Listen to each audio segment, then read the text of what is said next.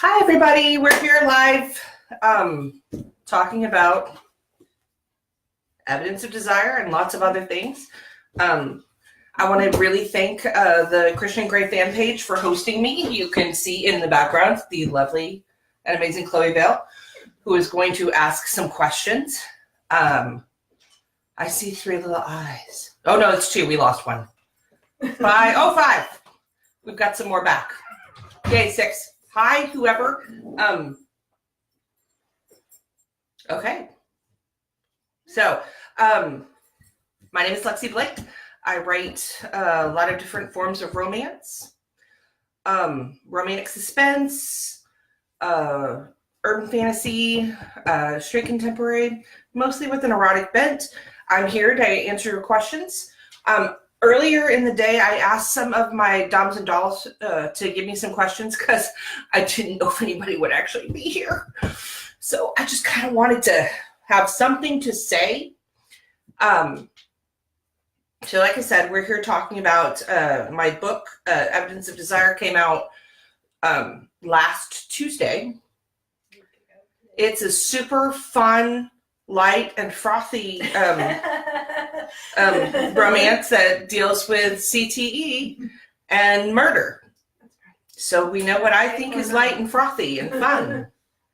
Okay, if you have any questions, I can see them and I'll answer them, but we're going to start.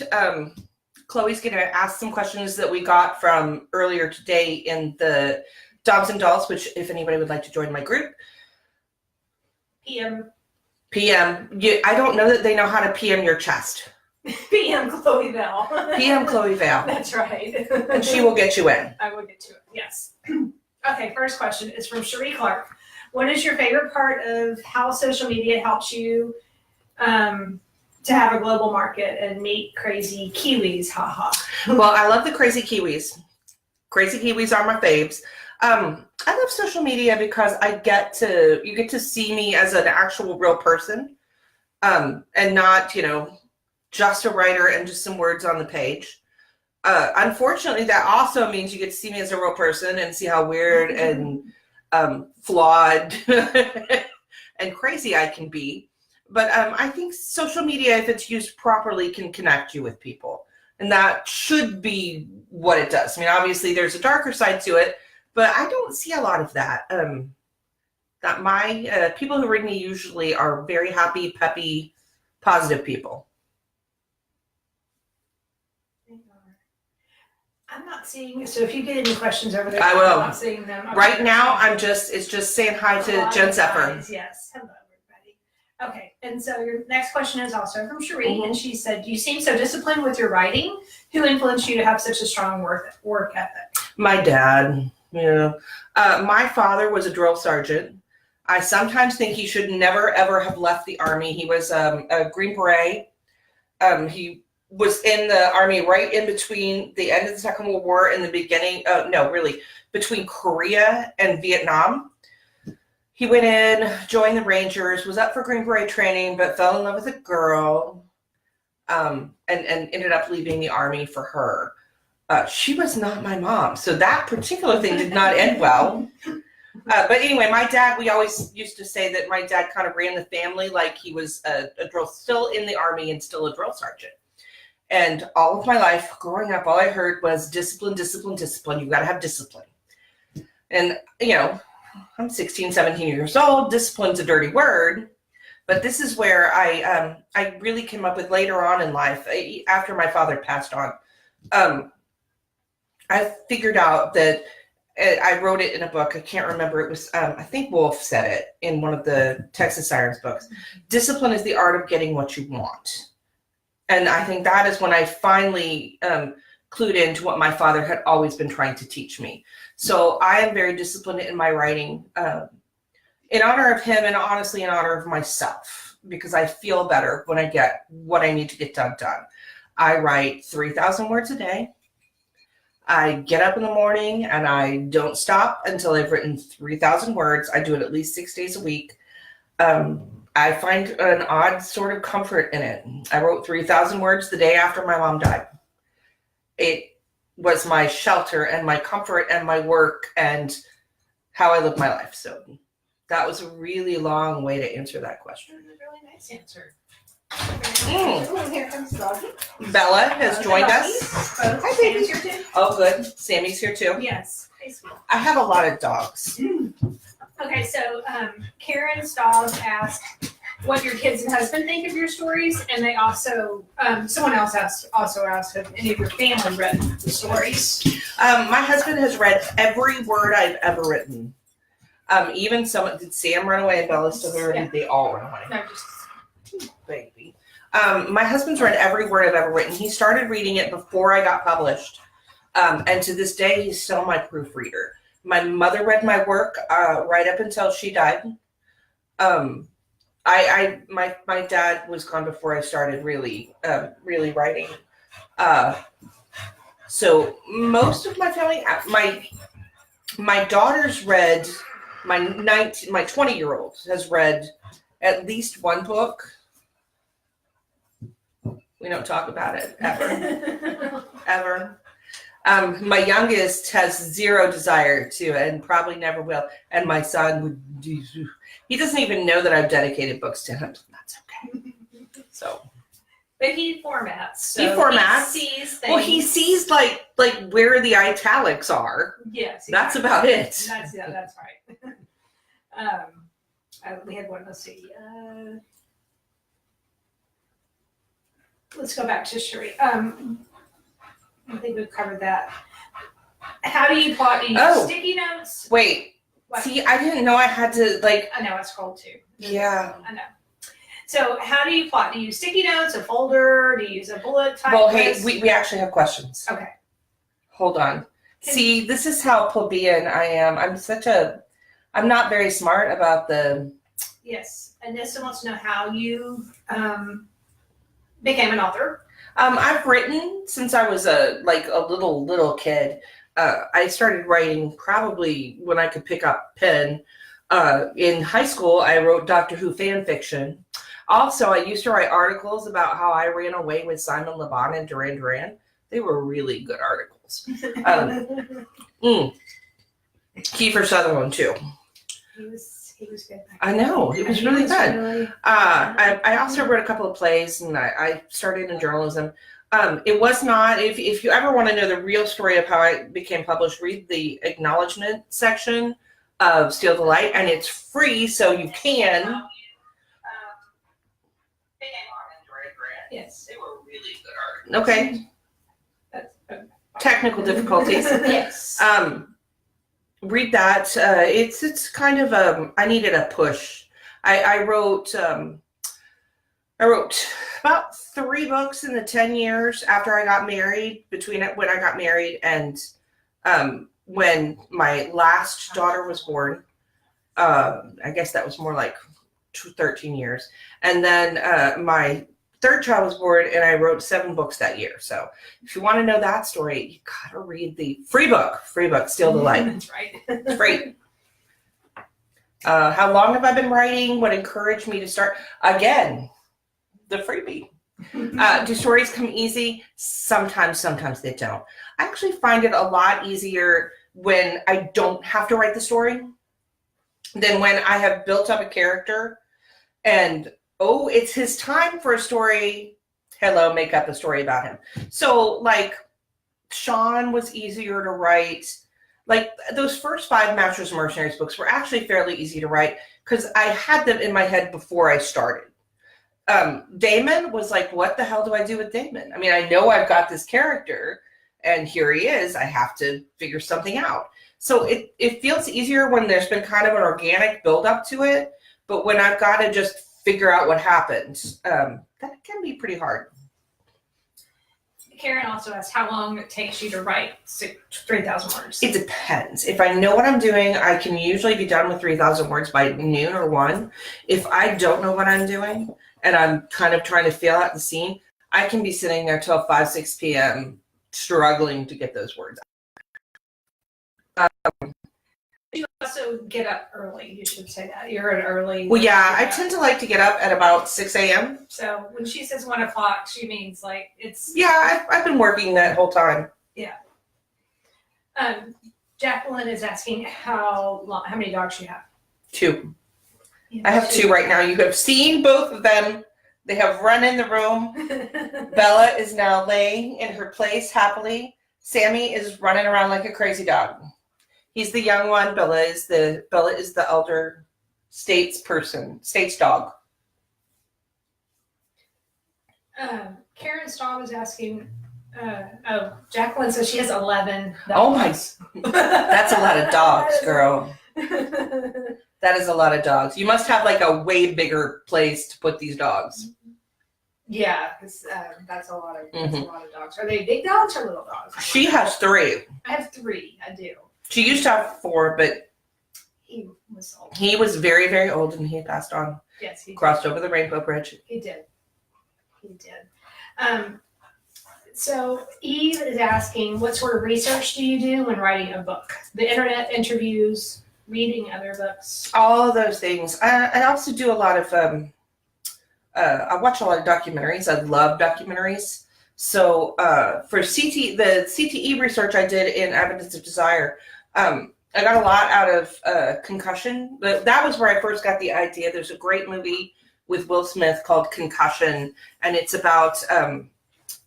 not going to be able to pronounce his name right. It's about the doctor, Benenomalu, hopefully I'm remembering that right, who first found the syndrome in players. He did autopsies. And he wrote a great book called Concussion, which was made into a movie. I did a ton of research. Chloe then goes behind me and ensures that my research is correct. And sometimes it is not. But on the medical stuff, it's almost always right. And if I talk about a hemorrhagic fever that has murdered a bunch of people, it's always right. It's always right. Yes. I know what I'm talking about. She does do that. So I do a lot of internet research. I sometimes will go on Doms and Dolls and ask for, people who might know. I do that often when it's things like laws and the way things are processed legally can change depending on what state you're in or whether it's, countywide, citywide. I'll ask law enforcement professionals about that. Yes, that is my dog breathing very heavily. So I do all the things, and I've got a ton of research material.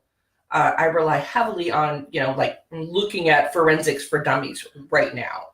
Jennifer Zephyr can also tell you I have often come to her for DNA research. Not that, yeah, she's really been incredibly helpful. With that. So that's about it. Anissa is asking, do you ever cast your characters after actors or? It depends. Sometimes, oddly enough, I would say it's not really about actors. It's more about characters the actors are playing. Sometimes I'll get it in my head. Like when we did Gabriel Bond in Scandal Never Sleeps, all I could see was Stephen Amell, but Stephen Amell is Oliver Queen in Arrow. So it's oftentimes, like I said, it's about an inspiration from another character. I don't normally get obsessed with actors just for the way they look. It's usually for a character they played. But we did. Remember Sean is, and I can't remember his name right now. Blonde, Eric Norton on True Blood. Maybe for you, he was Chris Hemsworth. For me, girl. Oh no. So that. And see, we think different things. Our perceptions can be totally different, and that's why I don't like to really necessarily talk about what I think, because I firmly believe that the minute I hit publish, that book ceases to be mine and becomes, in a way, ours. Because even though I wrote something, the way you perceive it and filter it through your own experience makes it yours, if that makes sense. Karen's asking, how many more years till we start getting M&M Kids? That's actually a fairly easy one. So we've got 2 forgotten books this year. We've got 2 forgotten books next year, so 2021. Oh, no, that's not the kids, though. 2021, we start Masters and Mercenaries Reloaded. That's going to have we're going to get to see the kids is pretty much as teenagers through that time. There'll probably be 6 or 7 books there, and then we're going to move on to the kids taking over. But in Reloaded, we're going to deal with some of the younger characters. We've had in Masters and Mercenaries, Michael Malone, JT Malone. Grace's sons will show up there, and a couple of Tinsmen, because they were all much, much younger. And I don't necessarily love writing young heroes, because my son is a young hero, and he does not need to be doing any of that stuff. Any of it. So I really, really like to deal with men when they're like in their late 20s, early 30s. So that's what we're going to see during that series. Julie is asking about the audiobooks, the ones that haven't come out yet. So you want to just explain quickly why some come out before others come out? Why did we get Lost Hearts and we still haven't finished up Masters and Mercenaries? Okay. I sold the rights to Lost Hearts, to The Forgotten, to a company, and they had paid me, and so they kind of had to come first, because Ryan only has so much he can do, and it was very important to him to get the audio out to the company Blackstone, to get the audio out in time with the book. So Ryan is fully committed to doing the last 3 books. We're trying to work those into his schedule, because at the same time I had also sold the audio of Texas Sirens. So Ryan was working on Texas Sirens, and luckily we're caught up with Texas Sirens so far. And he's working on Lost and Found right now. So hopefully when he finishes Lost and Found, we can get back and we can start working in those last 3 books. We're going to go to another question back here, because it relates back to one of the giveaways that we're going to do. Mm-hmm. It was from Beth, and she said, I think I saw something about a new series, Bayou something. I feel like I might be making this up, but not sure. Sorry if that's the case, but if I'm not crazy, can you tell us about that, and if it connects to your other worlds? You are crazy. There's nothing coming out. No, I'm working on the first Butterfly Bayou series. It's a new series I've got going with Berkeley, which is my New York publisher. But it comes from, if anybody's read a book called Close Cover, which was the kind of foundation for the Lexi Blake crossover series, which has like the best authors in it. I'm still floored that these women said yes to me. It's a series where of connected novels. It's Close Cover by me, and then we've got a book by Susan Stoker, Carly Phillips, Corinne Michaels, Larissa Own, Julie Kenner. Yes. Did I get everybody? I think so. Yes. And these books are all connected in a way. They basically took people from my world, pulled them into their world, and we crossed all of them over. So in Close Cover, the hero ends up going down to his home called Papillon, Louisiana, and that is where Butterfly Bayou ends up being set. So they're connected. Should I explain the giveaway? Sure, yes. Or you could explain the giveaway. If everyone can hear me. In just a minute, I'm going to post on this feed a Amazon link, and we're giving away 5 copies of Close Cover ebooks. So you click on the link, and then you click on the little Amazon or the box, I think, on that page, and we'll we'll be giving them away to 5 random people who click. So I'm posting that right now. All you got to do is click. Just click and then click again. And there are only, honestly, 5 of you here, so you're really going to be good. But you have to be logged into your account, I think, to do it. So your Amazon account? You have to be logged into Amazon to do it. You can't just let's see. So let's go back to another question. And someone asked the question: is Ian Taggart based on someone you know? Love that character so much. Yeah. So while you answer that, I'm going to post the. He's walking around out there somewhere. He's thinking snarky crap. Ian Taggart is following my husband. my husband, who I have indeed called Satan on many an occasion, is absolutely 100% the basis for Ian Taggart. Anybody who's met him knows how he's got a unique view on life. I will say that. I like literally though, most of the stuff that has come out of his mouth, I just write it down. Sometimes I can figure out what he's going to say about something before he's even said it.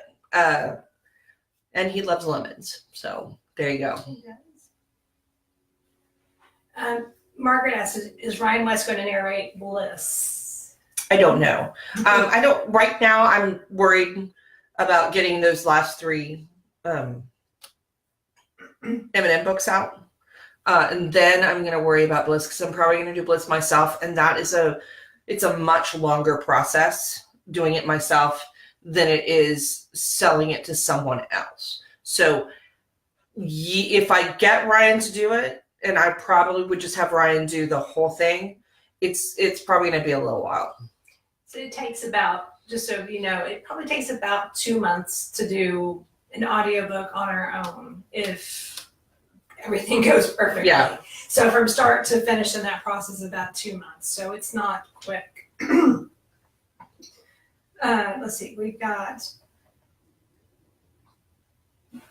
sorry, any more crossovers coming? Not right now. I mean, except inside my own universe, which I love to do constantly. I love to do it a lot. There are a lot of Easter eggs in my book, as some of you might know.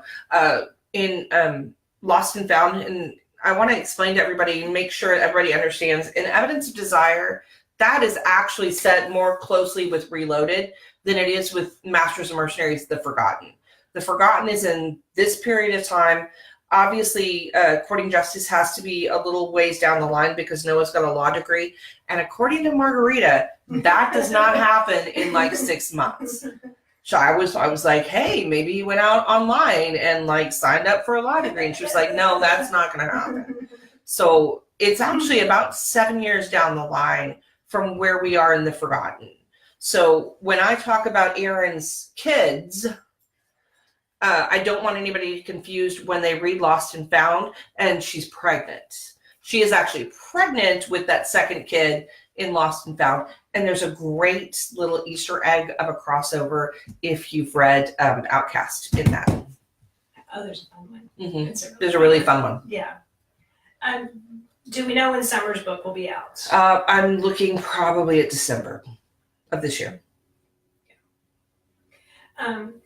Which is sad because it's Summer's book and I'm putting out in December. It's very sad. It is. Time works differently in Fairy. That's right. I'm just saying. That's right. In Fairy, it's like New Zealand. It's summer. December is a great hot time. Anahid asked, I hope I'm pronouncing her name correctly, how do you decide if you're going to write a novel in first person or third person? Well, I do both. I like to do romantic suspense in third person. I think it's really important but I write third person in pretty deep POV. And what that means is you're going to get a lot of inner monologue and inner thoughts. And for me, it can be as deep as using the word I. I use the first person in urban fantasy because it's, so I use third person, but I use third person, kind of a pure third person. I know some people like switch back and forth between first and third. I don't particularly, I'm not good at that. I like you to see it from both the hero and the heroine's position. In the urban fantasy series, it's almost really important for you to only see it from the heroine's position. And that's kind of classic urban fantasy. Any of those tend to be first person. So that's kind of how I go. So Karen is also asking, when will the fairy books come out? This summer. I don't have specific dates on them, but look for them between June 1st and August 1st. Anissa is asking if the Lawless Boys will be anything ever coming up with them? I'm sure they'll show up again. I mean, obviously Noah still has a book coming. And then I'll have one fine day, Noah will have a book out. But obviously, the law is kind of transported into courting justice. So they could show up again in Masters and Mercenaries, but otherwise we won't probably see them as anything but secondary characters again until, way down the line. Don't be surprised if Drew Lawless, though, the prior Drew Lawless, shows up in Bliss at some point in time. Well, in the earlier books, because, we've got Seth Stark's book coming up, and Seth Stark that's right. might have known Drew Lawless. That will be really cool. Anahita also asked, when you write, since the beginning where you want to go? Not only for individual novels, but also the whole series. For example, I know you already have in mind the art for The Forgotten. Is it the same for the rest of your series, like Perfect Gentleman? Oftentimes, I like to say I know the beginning, and I know where I want to end, and I know a little tiny bit about the middle. But sometimes when I get in that middle, the end changes. It all depends. I knew what I wanted to do across like bigger arcs. I tend to know what I want to do. Although, I'm going to tell you, when I started The Dom Who Loved Me, I knew it was going to be 5 books, and I knew we were going to end with Ian. But the original version of The Dom Who Loved Me, Ian was married. Or he wasn't really married. He had a sub, and he had a long-term sub. And she was going to end up having something terrible happen to her, and Ian was going to, protect her and leave her in about book 3. And then, weirdly enough, she was going to go off and have a secret baby and come back, and Ian was going to have to protect her and then find out, oops, I had a baby. Well, I show Shayla Black the first book, which is The Dom Who Loved Me, and she's like, if you have Ian be not single, you crazy girl. And so that is why there is one mention that escaped us of a girl named Holly in The Dom Who Loved Me. Because we pulled Holly out by the teeth, except we forgot that one part. And that's where we had to come up with, Ian had a girlfriend that he asked him to marry. Yeah. Yes. So sometimes those plans go completely awry. And that's kind of the fun of it. But for like Lawless, a 3-book series, I always knew that Iris was going to end up being, who was the bad guy. Mm-hmm. But like I said, things can change. It all depends. Jennifer Zephyr asks, have you and Shayla had to change any of your original PG plot because of the current real-life political climate? But man, if those had come out in the... You don't understand. We had this planned. We had this planned back in, we planned this out in 2013. I'm not joking. 2013. If we had put them out, New York can be weird and it can take a long time to get things done. If this had all come out like as an indie series, like 6 months at a time, we would be like praised as goddesses. Like there would be people going, how did you see it? You are the political prophet. That's right. I think it's actually hurt us in a lot of ways. It's a touchy subject, and I try to play around it because I don't want to offend. But it's also a very real thing, so we will see how it all ends and whether or not I have a career on the opposite side of it.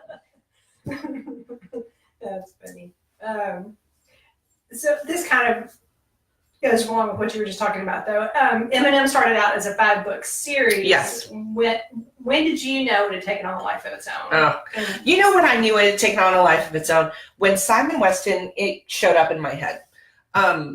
I started writing because The Dom Who Loved Me, I kind of knew that Eli Nelson would show back up and that Ian would end up having to deal with Eli Nelson. And honest to God, in The Dom Who Loved Me, I had no idea who Charlotte was. Charlotte didn't show up in my head until Adonis Forever. And she showed up in my head when Simon Weston, who was not supposed to do this, I don't often take these massive wild turns, but this was a big one. When Simon Weston was supposed to just to at work when Simon showed up and pulled a gun on Liam. And suddenly he was showing, he was doing this, do you know who your boss is? So that's when I knew, because at the end of that, I couldn't get rid of Simon the way I wanted to, because he was kind of supposed to die. And she says, why are you shaking it? She never lets me kill anybody. So Did you hear that? He was supposed to die. we end up with I have a big tag. Like, all these characters show up and I have to give them a damn book. They show up with their hand out, give me something, and what am I supposed to do? Slackers. Damn. Slackers. Karen asked, after revamping Sirens and Bliss, would you like to redo any of the early M&M books? Is there any? No, they're perfect and should never be touched. No, the funny thing is, I'm starting to struggle a little bit with, I had figured it out by the time M&M started coming out. There are mistakes I made that were, what would I call that? Technical mistakes I made. A couple of things I would change, but I would not change the heart of the stories. And I think I told the story the way I wanted to tell it. In a way I really didn't, with at least the first couple of Siren books, and even the first couple of Bliss books were missing, I think, crucial parts of the story. But after that point, now I'm doing some stuff. Now I end up just showing you some scenes that are fun. The new Small Town Siren, I think, what did we add? 20,000 words? Yeah. And I believe they were absolutely necessary words. They should have been in there the first time. Now I'm doing things like just putting in additional content for fun, because it's fun and I don't think it takes away from the storyline, but it's getting harder to find it because I think by then I was really figuring out what was necessary and important in a novel. Ruth asked, have you ever regretted killing a character off or wanted to change a character halfway through? You don't? I've never regretted killing a character. Many times I've regretted not killing a character. Killing a character is always fun. Yes. It's always fun. And it's not so I've only, how many have I killed? How many characters have I killed? Not very many that weren't bad guys who didn't deserve to die. There you go. I killed 2 characters who weren't bad guys, and one of them came back to life. Yes. Oh, wait, no, I killed that other guy. It hasn't come back out yet, so I can't talk about it. The fairy story. Oh, yeah. Yeah, but he was a secondary character. He was never getting his own book, and it was necessary to the storyline. It was very beautiful. No, that was and you know what? So was the one in Thieves. It was necessary to the storyline. Yeah. And now he's happy because he came back to life. Thank you. And so did Theo. Back to life. Shelley Blake is asking, what's your all-time favorite book to read? Oh, I have a couple of books I go back to again and again. I like to call them my comfort food books. And weirdly enough, I think we all kind of do this. We go back to books we read at certain times in our life. I love this book called Trust Me by Jane A. Krentz. Absolutely one of my favorite books of all time. I also kind of identify that book with my mom, because my mom is the one who gave it to me. If I want to go back to when I was 14, 15, and first reading books, I go back to Bertrand Small, which no 15, 16-year-old should read because it warps your mind. And that's why I became a erotic author. But they're brilliant, great books, bodice rippers extraordinaire, but she knows how to tell a story. Trust Me, though, is I love Jane Krentz.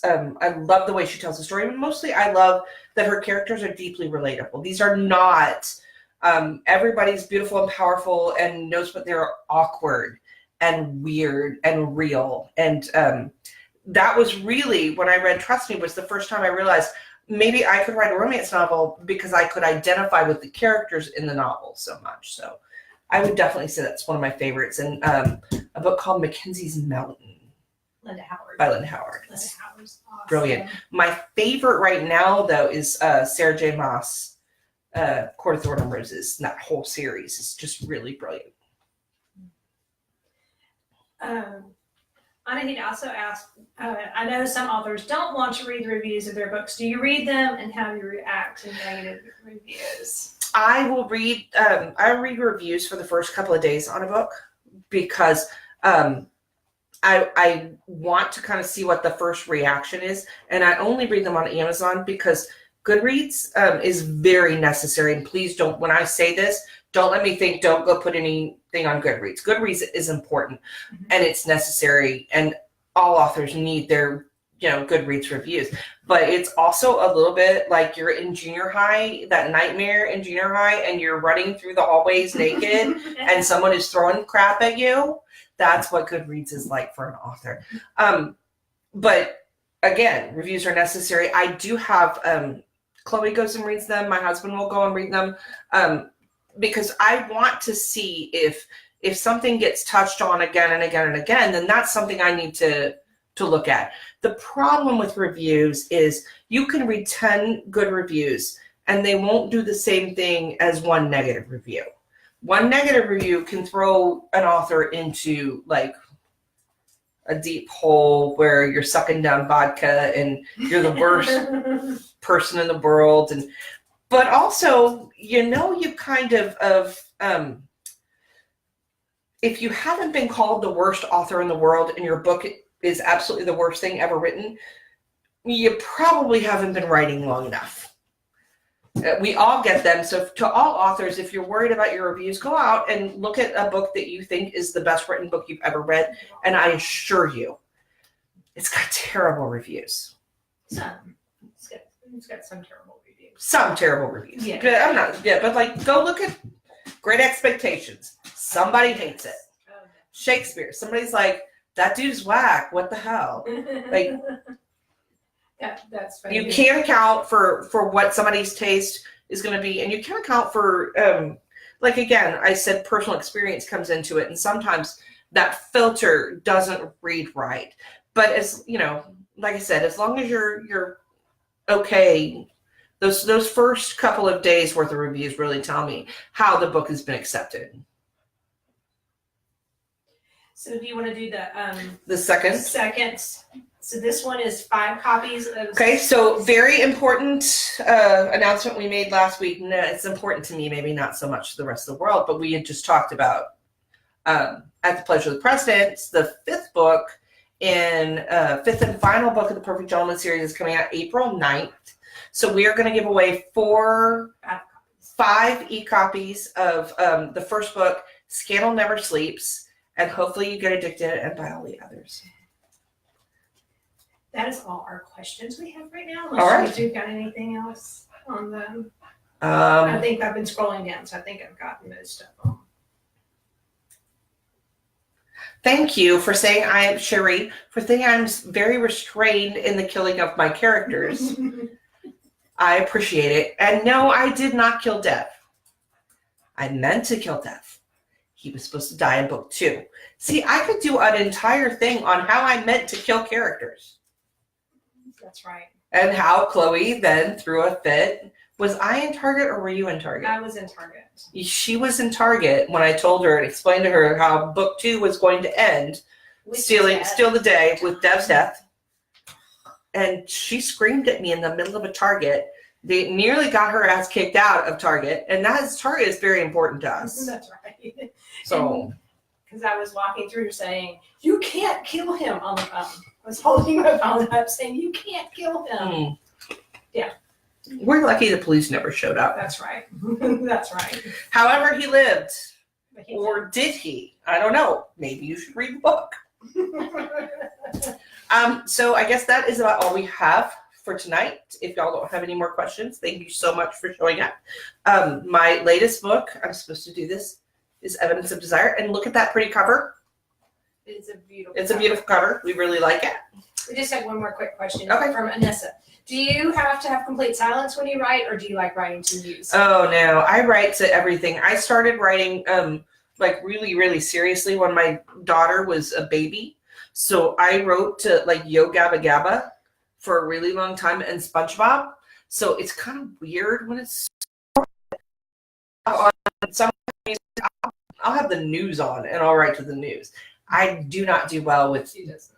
ultra Even quiet. to sleep. No, even when I sleep. Yeah, Mm-mm. you sleep with noise on. I do. Okay, I think now we've got all the questions. Okay. So. Thank you so much for joining me, and don't forget the contests, and I will see y'all next time. Bye.